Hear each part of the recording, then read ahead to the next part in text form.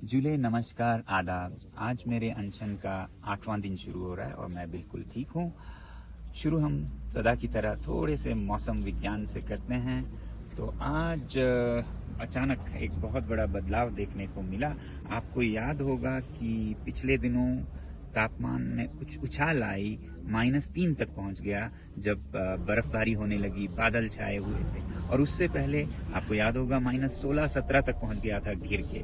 और आज अचानक फिर गिर के -10 तक तापमान पहुंच गया। ये गिलास का पानी बिल्कुल जम गया और इसका भी रहस्य आकाश में ही है। आज रात को आकाश बहुत साफ था और इसके वजह से, जैसा मैंने आपको बताया था, धरती से जो ऊर्जा की तरंगें निकलती हैं इंफ्रारेड में, जो कि हमारे आंखों को नहीं दिखता है, वो खुले आसमान में, साफ आसमान में ब्रह्मांड की तरफ चला जाता है और इस तरह से धरती अपनी ऊर्जा खोती है तो तापमान गिर जाता है। मगर डरने की बात नहीं है, ये ऊर्जा का खोना भी बहुत जरूरी है, क्योंकि जब हम इतना ज्यादा ऊर्जा सूरज से लेते हैं तो बाहर भी जाना जरूरी है, वरना धरती जल के राख हो जाए अगर ऊर्जा आती जाए और बाहर ना जाए।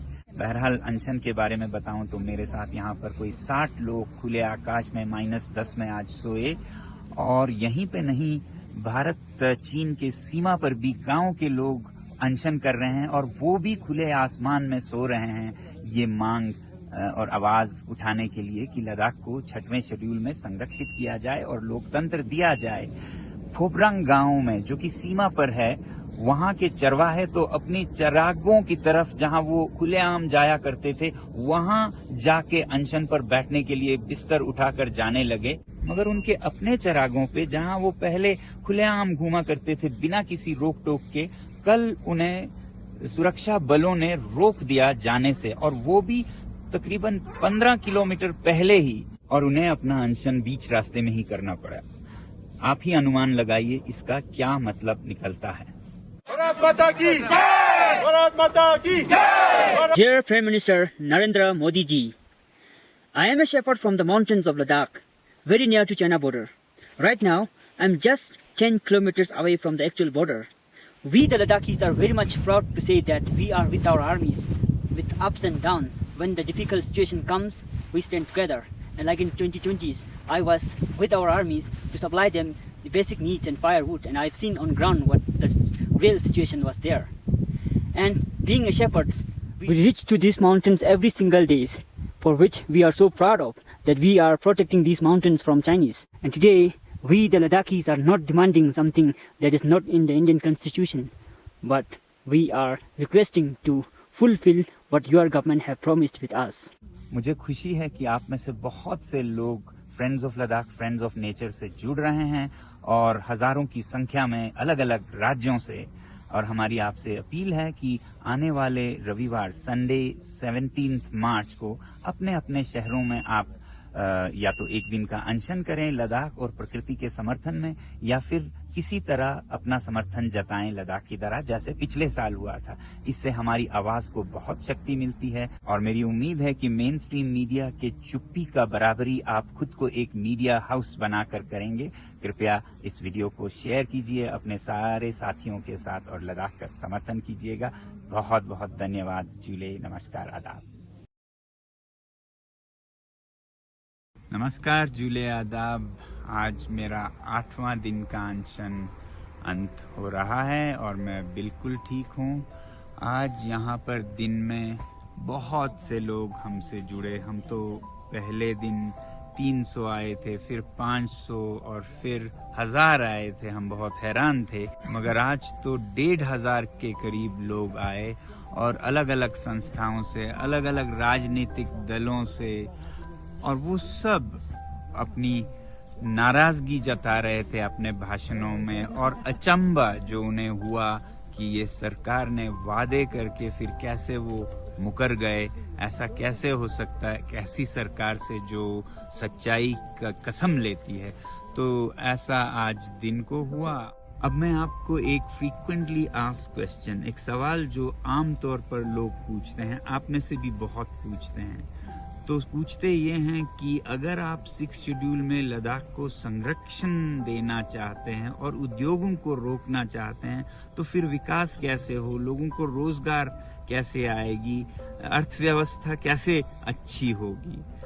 तो मैं ये बताना चाहूँगा कि 6 शेड्यूल कोई ऐसा प्रावधान नहीं है कि वो इंडस्ट्रीज को रोके। 6 शेड्यूल सिर्फ ये कहता है कि ऐसे संवेदनशील नाजुक इलाकों में जो जनजातीय लोग हैं, इंडिजिनस पीपल, उनके काउंसिल्स बने, ऑटोनमस डिस्ट्रिक्ट काउंसिल्स, जिसमें कि चुने हुए प्रतिनिधि काउंसिल में आए और जो काउंसिल एक स्टेट के असेंबली का छोटा रूप हो, एमएलए के बदले काउंसिलर्स आए और वो काउंसिलर्स फिर निर्णय करे विकास का, अपने नीतियों का, और उस हिसाब से विकास हो उनके समन्वय से।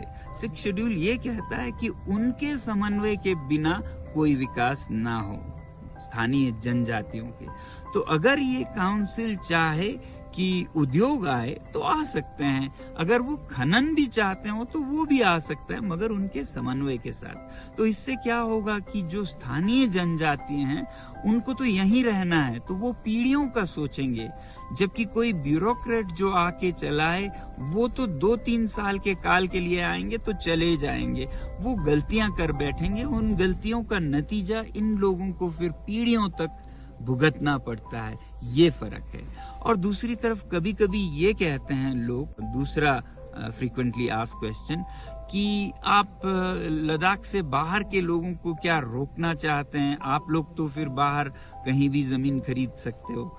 तो ऐसा भी नहीं। हम ये कहते हैं कि लद्दाख में जो बहुत नाजुक इलाके हैं, जहां पर नाजुक जलवायु है, प्रकृति है, या फिर नाजुक जनजातीय संस्कृति है, तो उनको तो लद्दाख के ही लोगों से भी बचाना चाहिए। लेह के लोगों को भी ये नहीं अनुमति होनी चाहिए कि वहां जाके वो जमीनें खरीदें और उनकी संस्कृति को, उनके प्रकृति को बिगाड़ दें। मगर जहां नाजुक नहीं है, ऐसे भी जगह हैं, बड़े लंबे मैदान, वहां पर फिर ऐसे इकोनॉमिक जोन्स बनाएं जहां पर देश भर से ही क्या, दुनिया भर से लोग आए, निवेश करें, उद्योग लगाएं और कॉमर्स चले।